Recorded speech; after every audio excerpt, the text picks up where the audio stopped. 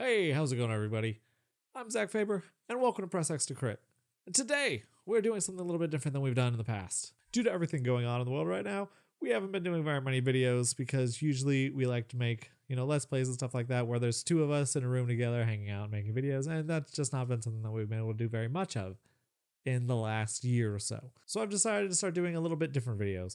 We're going to be talking directly to the camera, and rather than playing a game or something like that, like Let's Plays and streaming and stuff like that, I've decided to do little like news videos where I talk straight to the camera and just go over a topic, do a little discussion, and try and keep it like short, like 10, 15 minutes at most. And yeah, try to get 1 to 2 of these out every week or every few days maybe. We'll see how it goes.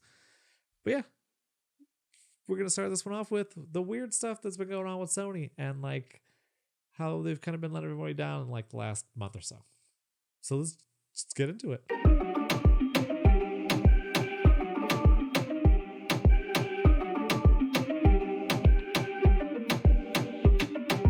So the first thing we're going to talk about today is Sony's horrible decision, in my opinion, to close down the PS3, the PSP, and the PS Vita's online stores.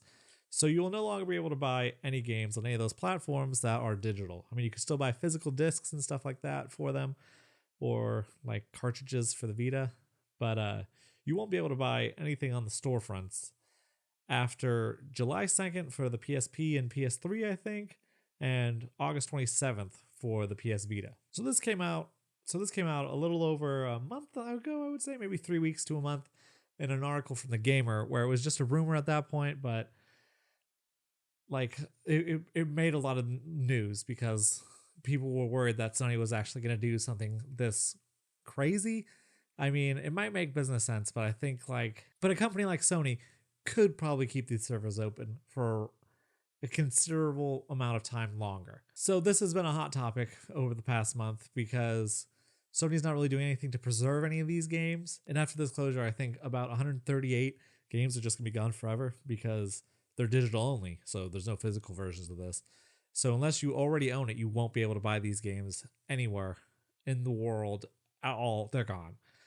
So people are really upset that Sony's not doing anything to preserve like the history of their consoles and stuff. Like, people like these games, and it seems like Sony and like Jim Ryan specifically is like opinion on them is like, games that are in the past or like consoles that are in the past aren't part of Sony's like legacy or anything. They're just that's over with. We've done that, and let's move on to what we're doing next. So that's really upset a lot of people. I mean, it's upset me a bit because I think I played my PS3 way more than I played my PS4 in the last year. I mean, I've run Persona 3, Demon Souls, played some old Medal of Honors, and I really just don't play my PS4 very much at all. But that's just because, I mean, they're kind of focused on the PS5 at this point, and I mean, I have my computer, so that's what I usually play on, but I have my PS3 set up in my room, so I've been playing on that. And this is kind of just taking away that option from me unless I already have a game, but it's not like I'm going back to the PS3 to play games I already have. All these games are games that I was playing for the first time, so and they're only available on the PS3. So that's why I was hopping over to there to play them, and that's just not a thing you can do anymore. Another thing about Sony that came out was an article on Bloomberg by Jason Schreier, where he talks about Sony's new development like direction, like where they're no longer interested in smaller games that are going to be like less profitable. They want like big AAA games that are most likely in a well-established series. So rather than doing like more interesting, risky stuff, well, not necessarily more interesting, but taking a risk on a new IP or something that's like smaller, like a AA, like a small game, like your Gravity Rushes and stuff like that. They're gonna focus more on their God of Wars and The Last of Us, Uncharted, stuff like that, like Naughty Dog level games. And in the article, Jason Schreier discusses Ben Studio wanting to make Days Gone 2, which was a fairly profitable game. It might not be like a well-loved series, but like some people played it, some people liked it, and it sold pretty well. Like it made its money and everything, and it was a pretty pretty much a success. But so yeah, Ben's studio wanted to make the sequel. They brought it to Sony and we were discussing it, and the higher ups at Sony said no, it didn't make enough. It doesn't make sense for us to do another one. Instead, we're gonna have you guys help Naughty Dog out on some stuff and kind of like be more of a support studio. At this point, Ben's studio was where they were going to be completely merged into Naughty Dog, so they asked to be taken off of that project and give it another chance to make a new IP, which apparently Sony said yeah, so that's what Ben's doing, which is cool. I'm happy for Ben. I'm looking forward to seeing what they made, because I didn't hate Days Gone or anything like that. So yeah, that's a good note in this article. Like the only good one is that they're getting another chance to make a new IP. But then another studio that was kind of a studio brought up in the article was the Sony Visual Arts Service Group, which is a group of about 30 developers led by Michael Mumbauer, who would help out in certain places and like do a little like support stuff. But eventually they wanted to make their own title in a way. They wanted to, initially their plan was to remake Uncharted, the first one, but they figured that would be a little expensive and difficult to do, considering how, like, if you've played Uncharted recently, it doesn't feel as good as the later ones in the series or modern games. It's a little aged. So they thought that would be a little more time consuming and expensive. So they ended up pitching The Last of Us 1 remake, which is pretty insane. I don't think anyone really wants The Last of Us 1 remake, but that's what Sony greenlit. So the Visual Arts Service Group was making The Last of Us 1 remake. And eventually they met with some executives to show off what they've been doing. And the executives just were not happy with the amount of money they spent on the progress they've seen. So Naughty Dog was then put onto The Last of Us 1 remake, and the Visual Arts Service Group was like more of support. And I think they were eventually taken off it altogether. And so yeah, now Naughty Dog's just making The Last of Us 1 remake, which nobody really needs. I mean, I'm sure people will buy The Last of Us 1 remake because it's The Last of Us and people love that franchise.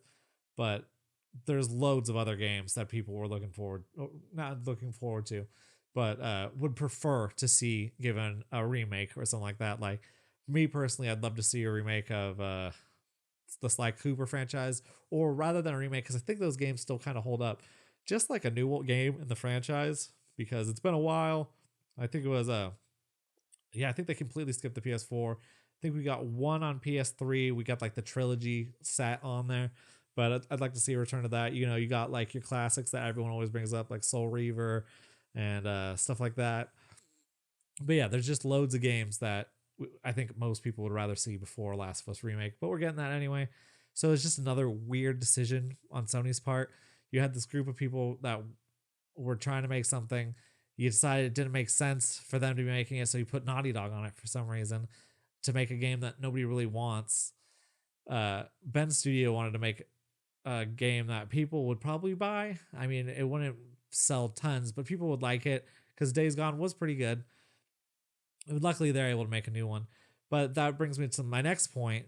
They pretty much shut down Japan Studio. That's insane to me. I loved Japan Studio. They've made like tons of great games. I love the Gravity Rush series. Bloodborne, while they were only producers, but they helped on that.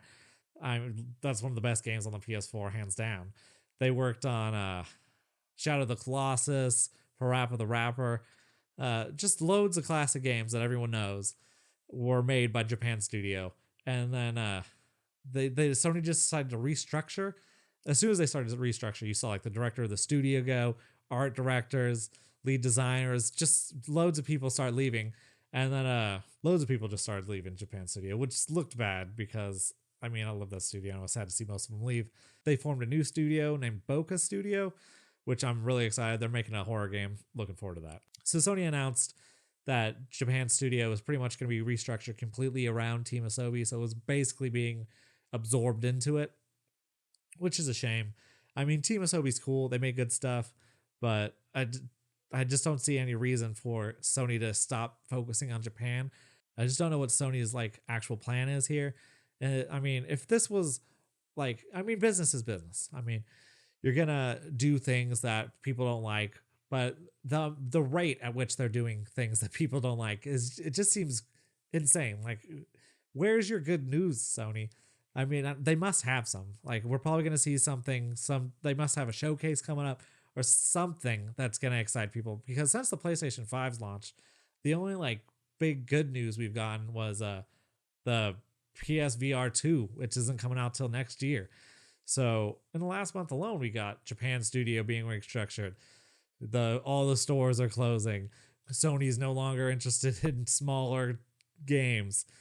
The remake of The Last of Us won for some reason. It's just weird decisions, and I'd like to see where Sony's going with this. I mean, there's a chance that the stores are being turned into an emulation thing or something, so that we can play all those old games on the PS5, or maybe they're moving into PC or something. If that sounds insane, but there has to be some light at the end of the tunnel that Sony would be okay with all this stuff coming out without responding at all, and just letting people sit there talking about all the terrible things Sony is doing. And at the same time, you have Xbox over here just making Game Pass better and better. I mean, say what you want about Xbox, because they still don't have the best exclusives or anything, but Game Pass is a great deal for a casual player or something.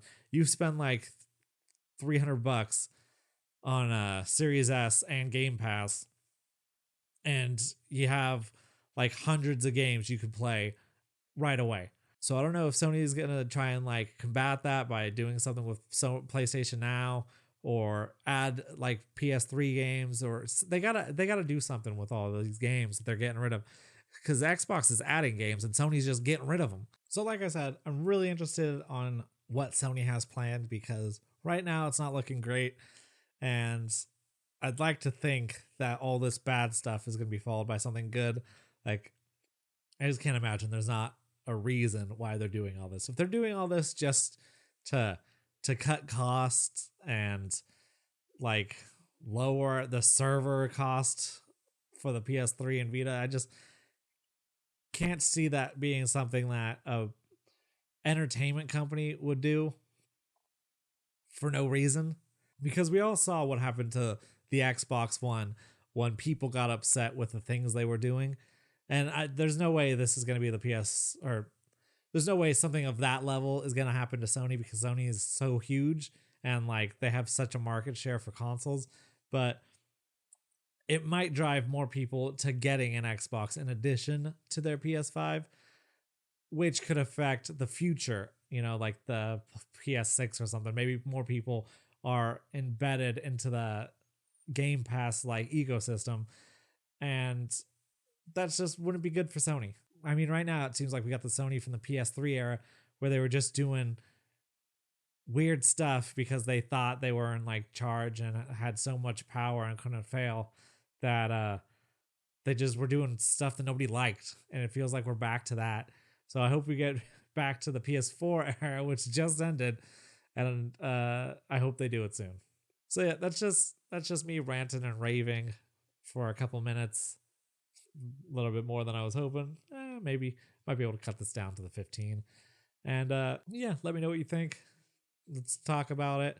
I don't think this is like the end of Sony. Like, it's not going to be because it's Sony. I mean, they're huge, but it's just not much to look forward to on Sony's part right now. They got like 3 games announced, and I'm not gonna get into it anymore. But yeah, so like this video if you liked it, dislike it if you felt like it sucked and you hate me, and leave comments and subscribe. We're gonna be doing this a couple more times this week, hopefully. So yeah, keep checking it out and keep coming back. See you then.